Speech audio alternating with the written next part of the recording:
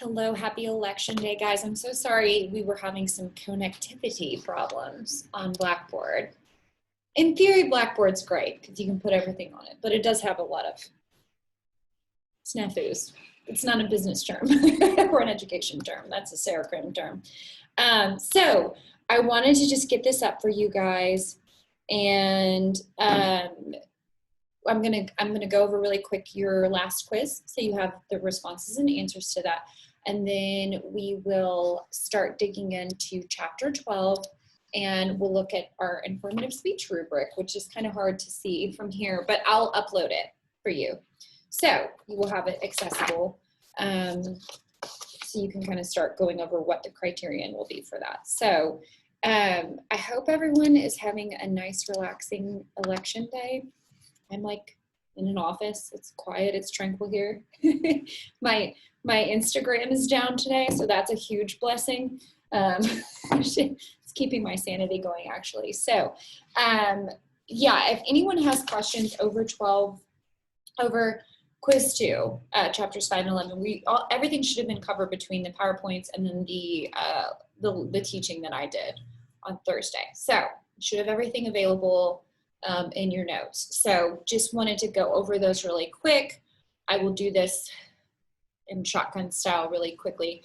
Culture, so question 1, mental software helps you understand the world, provides the framework that shapes the message you send and receive every day is called culture. That is what that entire chapter was based on, was how culture affects the lens through which we see the world, how we perceive things, how it can alter how we send and encode messages. And of course, we broke down different types of cultures within a work environment, and those types of cultures exist in everything we do nowadays. So which type of people are high on responsiveness and low on assertiveness? Remember, that was the grid we looked at where there were 4 of them. And you looked at responsiveness and assertiveness kind of on a scale and a cross section. So people that are amiable just means that you're agreeable. So that would make sense that they respond quickly, or they are continuing and responding, but they're not assertive. So if someone is amiable, they're just agreeable. They're easy to get along with. They're pleasing. That's kind of a southern wordism that gets tossed around. Gender is the cultural construct of what it means to be a man or a woman. Of course, we have a lot of conversations about sex versus gender in our society. And we discuss what is a construct that we decide as a society, or the individual decides as a society, which brings us into discussing whether America is individualistic or collectivistic. And this is where the question asks, is America individualistic, or what type of culture are we? We are majorly individualistic. The American dream within itself, where you're able to pursue your own ambitions and create a life based on the framework that you want, is that is directly, hold on one second, someone just texted me. Okay, so one of our classmates just texted me. So we are fully an individualistic society. So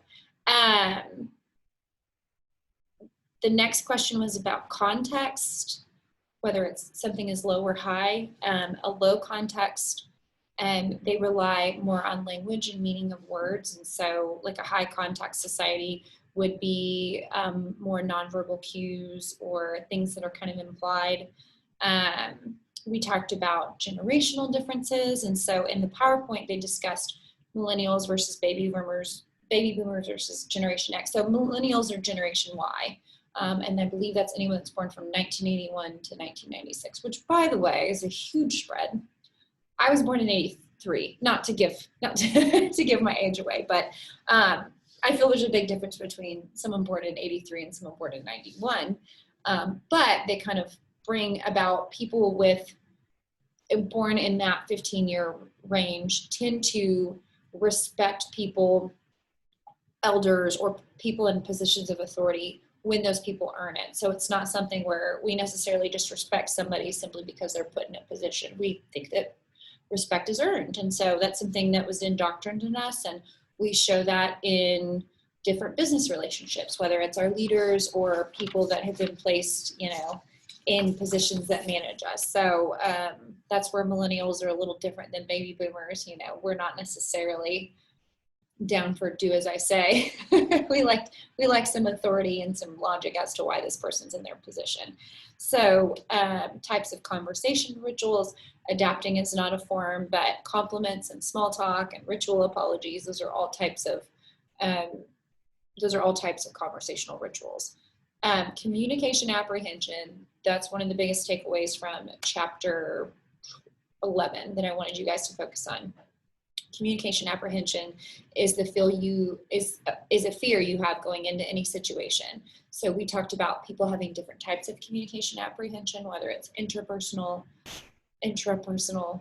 I don't know how you have interpersonal communication apprehension. Maybe you don't like talking to yourself, or you get nervous about what's going on in your head, but or intrapersonal, excuse me. So maybe you have communication apprehension for speaking. Maybe you have communication apprehension for speaking in a small group versus a large group.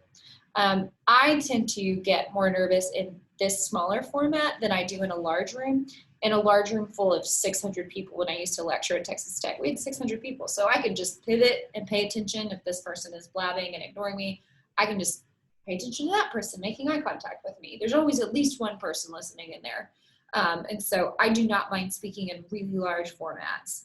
I don't care if people criticize me in that format, because there will at least be one kind, friendly, fun face giving me feedback. In a small group, or even sometimes this, you have no idea what the feedback is. So it's a little bit more unnerving for me. And everybody has some internal type of apprehension that they feel going into certain speaking or communication situations. So then we started looking at just the overview of presentations, how we are going to start preparing our presentation. And you guys know your informative is your first, right? This guy right here, that's going to be due next Sunday, the 15th, I believe the date is. Let me double check before I get it wrong really quick. So yes, I was right, the 15th. Remember, by end of day, have it submitted. Okay. So we started talking about that presentation, ways to build confidence, not procrastinating, knowing your audience, having the right speech environment, breathing techniques that you use for that. All of those are important techniques that you need to prepare for something. So analyzing your audience is important, kind of understanding the demographics of who's going to be in your audience. For this, we are all people in a business and professional environment, so you want to make sure that your content is professional and business related. It's not that I don't want to hear about your kids or things going on in your personal life. I definitely do, but in the context of picking a speech for this class, you definitely want to pick something that's business minded, right? Because that's what we're all here for. So we discussed introducing your speech. You need to have all your main ideas, establish credibility, grab your audience's attention, give them a reason to listen, make them excited to hear you.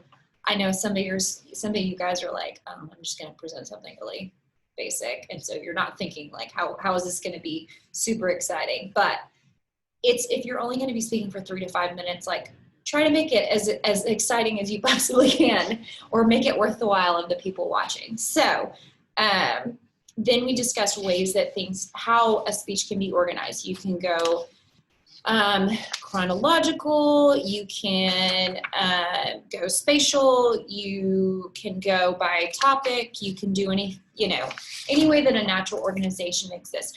This speech I'm going to give you guys as an example on Thursday is going to be informative.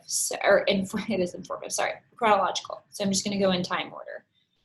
That's easy. If you're discussing like how a company was developed, or your personal work history, or your experience with something, chronological is great. It's easy.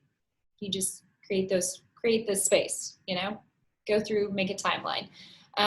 We discussed verbal transitions, making sure that you're making a clear break between intro, your first point, your second point, your third point, your conclusion, right?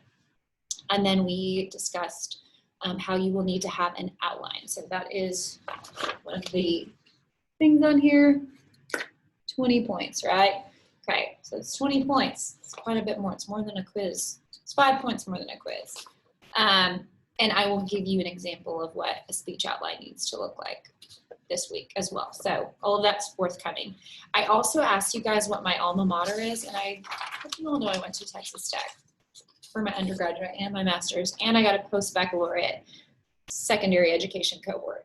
So I spent a lot of time in West Texas, and I'm in Midland now. So I spent a lot of time in Lubbock, Texas, and I've spent a lot of money at that institution. So it's important that you all know that's from whence I'm coming. So I just wanted to jump into chapter 12. We're going to start talking about delivering your presentation, actually what's going to be required of it. Give me 2 seconds.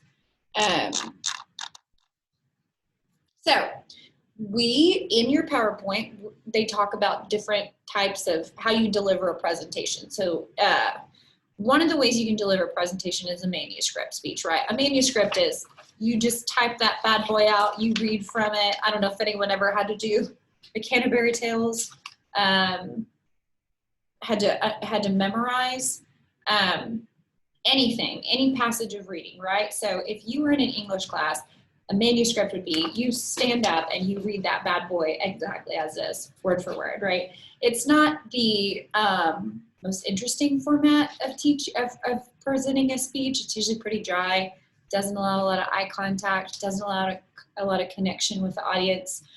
But there are types and ways that you need to deliver a manuscript speech. I think a lot of things that are done off the cuff, if you watch like the White House press corps or anybody who is delivering news, they are doing a combination of that and also the next type, which is memorized. Okay, so memorized is you have the speech, the full speech committed to memory. This is like what they do with the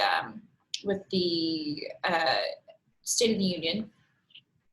A good chunk of it is memorized, right? Because by the time President Trump or President whoever, at this point, President whoever goes through and presents that speech, they have read that speech through 20, 30, I don't even know how many times. And they've also worked with the speech writers to present it. And so they are doing a hybrid of a manuscript or a memorized. And so a lot of times when somebody is presenting on TV, they've got the teleprompter, they've got the full speech there, and they can read off of it. So you'll see some really important press conferences, even probably like what Tim Cook will do for Apple. He's probably got a teleprompter where he's got the points like up there, and he's reading off of them and remembering. There's the also improvise and impromptu.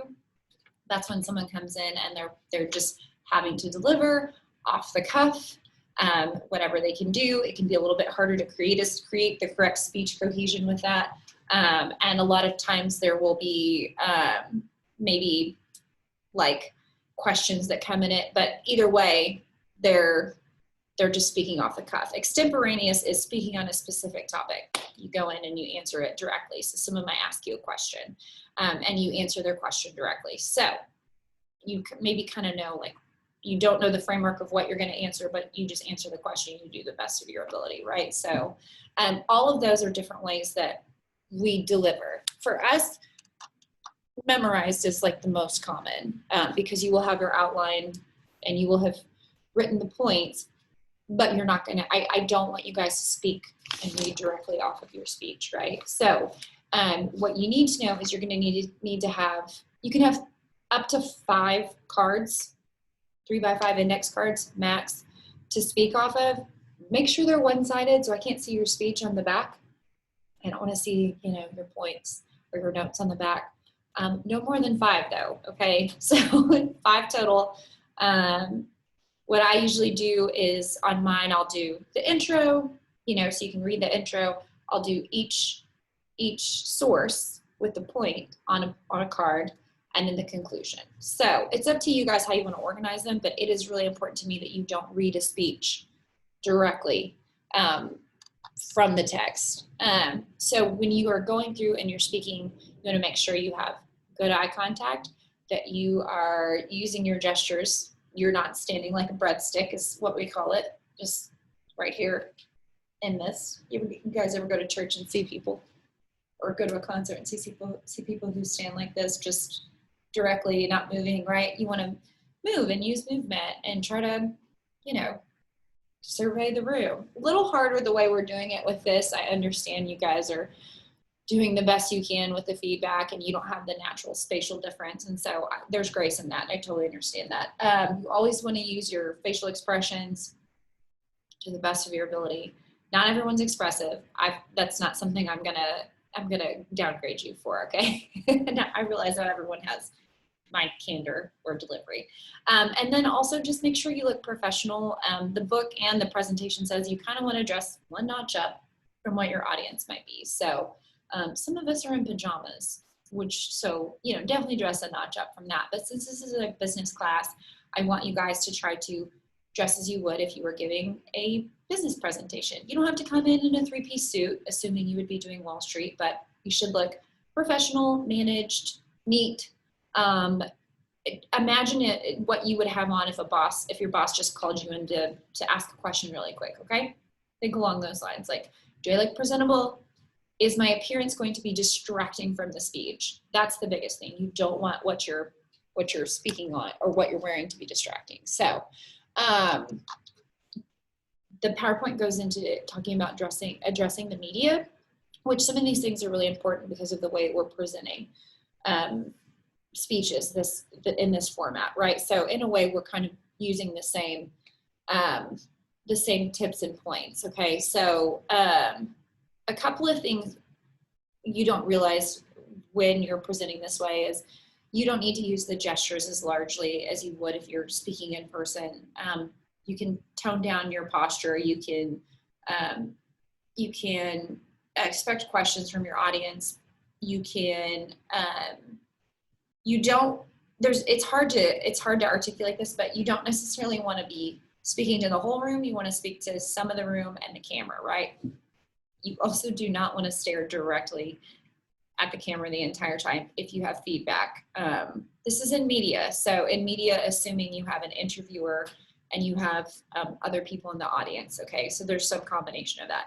In this class, if you're staring at the camera the whole time, that makes sense. So I'm not gonna dock you for that. But if you were being interviewed by somebody, let's say your business was really successful and you went on to any reputable news source and the anchor is talking to you, you don't want to stare directly at the camera while the anchor is coming at you from the side. You want to make eye contact with them, flip-flop back and forth between the camera and the person asking you questions. So just so you come across as authentic.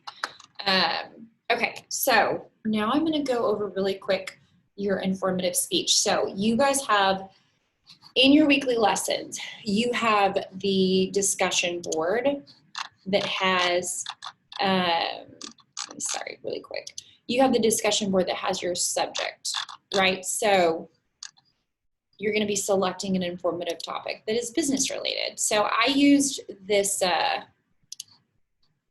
first of all, if anyone doesn't know how to do this, go to Create Thread.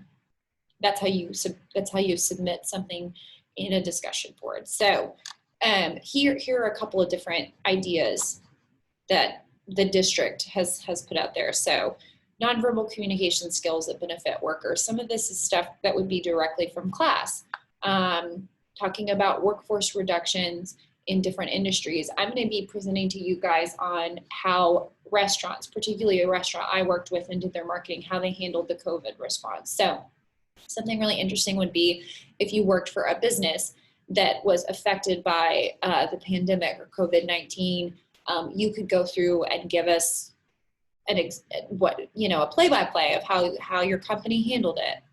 You don't have to tell us. So the difference in informative and persuasive would be an informative presentation is, this is how my business handled this. A persuasive presentation would be, my business did not handle it well or did handle it well. Do y'all see the difference in that? So I want you to remember, informative is just facts.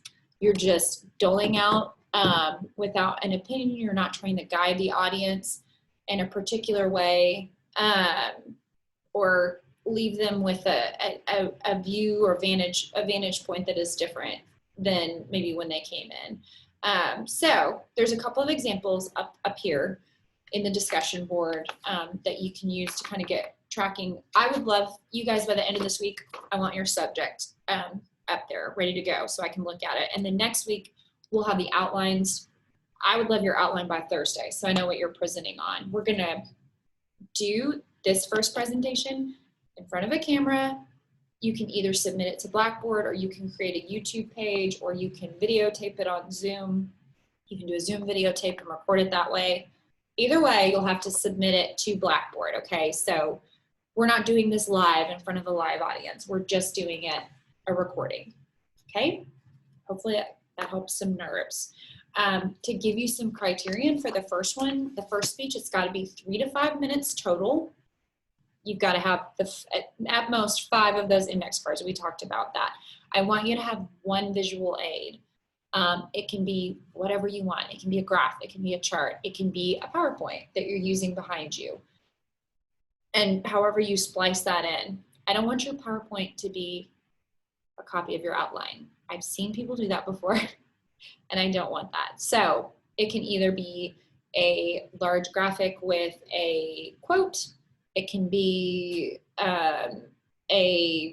some sort of trend graph. It can be anything. If you have questions, let me know, and I will let you know if you're headed in the right direction, okay? So you need one visual aid, that's it, and then you need 2 sources total. So you should have, if you have 2 sources, you should have at least 2 main points. So intro, point with a source, conclusion. The more you have, great. Please keep it under 5.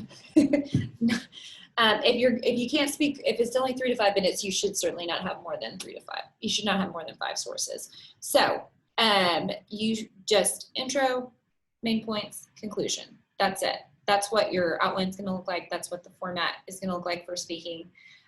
So you will be graded on the speech itself, the outline, which I'm going to give you guys an example of. Let me actually write something down really quick before I forget. And I'll have that up this week for you. An example. I would like to see that by next Thursday, just so I can feel better knowing that if you're submitting your speech by the 15th, that I've already looked through it and everything looks Gucci. But just make sure that your outline's turned in by the time you turn in your speech. Because one of the things you want to make sure you always do is give your handout to somebody before you speak, so that it's not distracting them and keeping, you got someone handing you something in the middle or after so they can't reference it. So make sure you give it to me before you submit, or at least before I watch your speech, because I will print that out and I will grade your speech based off of that, okay? So 3 to 5 minutes. Make sure you give me your subject by the end of this week. No more than 5 index cards, at least two main points with proper sources, right? And then I told you guys I would give you the proper format. So I will do an APA format on Blackboard for you. Blackboard, excuse me, APA format example. And someone asked about MLA, and you're more than welcome to use MLA. Just make sure it's cohesive, okay? So we're going to go over, sorry, this is so much information. We're going to go over this on Thursday. And this is the actual grading rubric. So it's 100 points for this speech. And I will be grading you on whether you have an intro, a body, a conclusion, your delivery. So if you're using eye contact, body language, your vocal delivery, I want to make sure I hear you. If you stayed in the 3 to 5 minute speech, okay? Don't talk for 8 minutes. It's not that I don't want to hear y'all, and I would love to meet some of you guys properly, but 5 minutes, okay? Cut it off, shut it down, 5 minutes, okay? So then I will also go over your sources, as that's something we'll review if they're reputable, or, if you just pulled something out of, thin air. And then your visual aid, how you used your visual aid and integrated it. And then your visual aid itself will be 10 points in addition to that. So after that, the following week, you guys will review a peer's speech. And this is meant to be encouraging, so nobody freak out. But since we're not able to present, we're not presenting to a class that first time, we're going to do a peer review. And so I will put that up Monday the 16th. So If anyone has questions on that, let me know. Don't get nervous. Everybody, please be kind. And I will use the peer review as a reference point for me when I'm grading. So I think that is it in terms of providing additional information for you guys on the PowerPoint for the first chapter, chapter 12, giving you a little bit of a format of the speech itself. I'm going to specifically go over chapter 13 on Thursday, and we're going to talk about the real difference between informative, persuasive, and how you build your subject matter for that. So tune in if you can. If not, I will try to record and put it up again for you guys. And please send me any questions you have on the quiz coming up. Your extra credit will be up on Thursday. We got a lot coming up. So just make sure you email me if you have any questions. And everybody stay safe out there today. Have a good day. I hope everyone got the chance to vote. And yeah, email me. All right, talk to you guys soon.